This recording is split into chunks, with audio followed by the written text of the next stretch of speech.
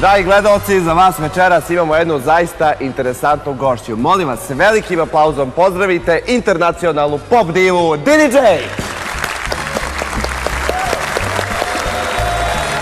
Ćao! Dobro večer. Dobro večer, dobro večer. Kako ste? Dobrodošli. Drago mi je što vas vidim. Izvoli. Hvala.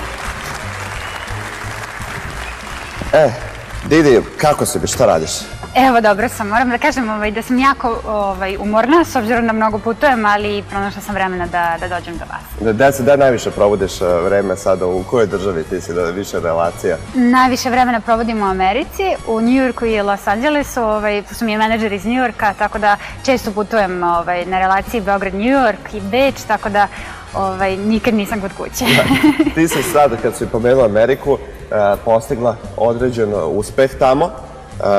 Imaš dosta projekata koje radiš i slično. Možeš li nešto da mi kažeš? Kakav je to život u Americi u odnosu na Srbiju? Posebno kad pričamo o tvojoj branši posla i jel si zadovoljna dosadašnjim uspehom? Šta očekuješ još?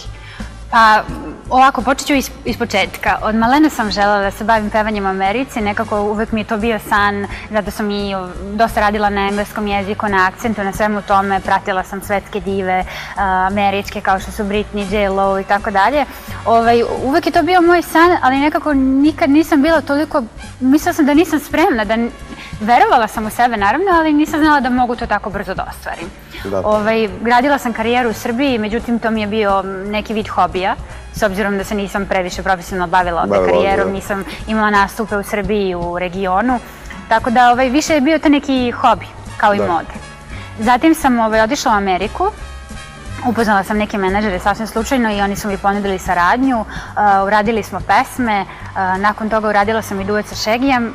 Oni su mi ponudili da uradim ovaj duet, ja zaista nisam verovala. Kako je bila saradnja sa Šegijem? Pa Šegi je zaista divan. Nisam očekivala kao prvo ni da će pristati, s obzirom da jedna osoba koja dolazi iz Srbije, iz Evrope, oni čak nisu ni čuli za Srbiju, misle da je to Sibir, misle da je jako hladno kod nas i sve to. Da, dok sam ja morala da objasnim sve te neke stvari, on je odmah pristao. On je inače oduševljen mojim glasom i oduševljen je mojim stylingom i kaže da sam onako posebna i rekao da će rado snimiti duet sa mnom. Tako da uradili smo to, imali smo snimanje spota posle toga u Majamiju i za to nisam verovala da će doći. Zato što je za to mene tada bila velika stvar pre neke 2 godine i on se pojavio na snimiju spota tačno na vreme i jednostavno bila sam toliko uzbuđena, nisam mogla da verujem da se to dešava. Ti si ovde kod nas poznata na različite načine, mnogi ljudi te ovde vole, mnogi ljudi imaju razne stavove o tebi.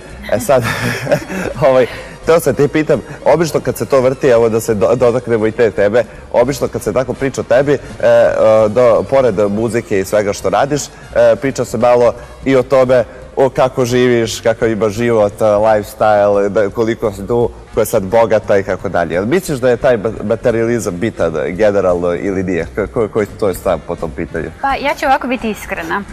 Mislim da Srbija mene nije upoznala na pravi način, da sve što sam ja ovde radila i sve što sam želela da postignem nekako shvaćeno je na pogrešan način.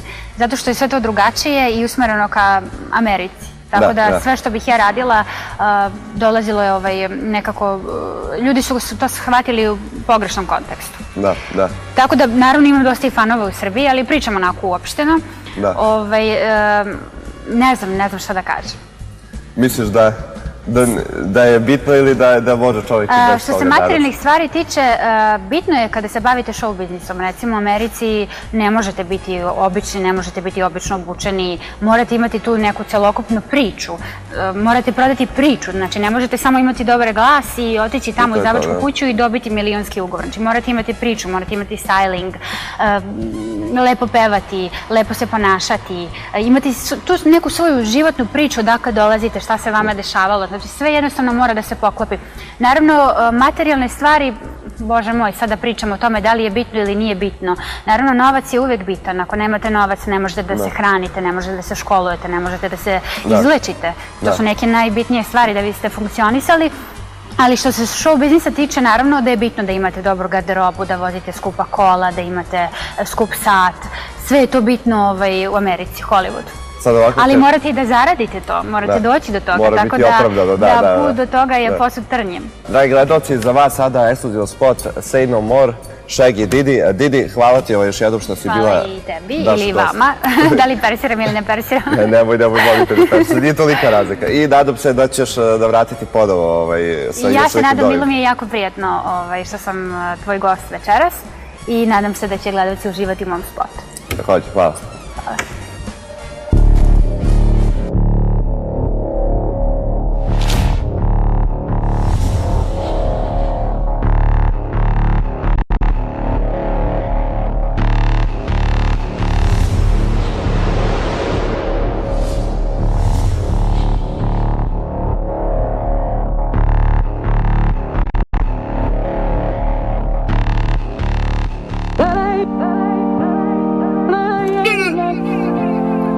Girl, I know you don't wanna play no more. Those games make you don't wanna stay no more. I know you need a change, baby, they don't know how to. Chop it night till I say no more. Then you lock on it and then me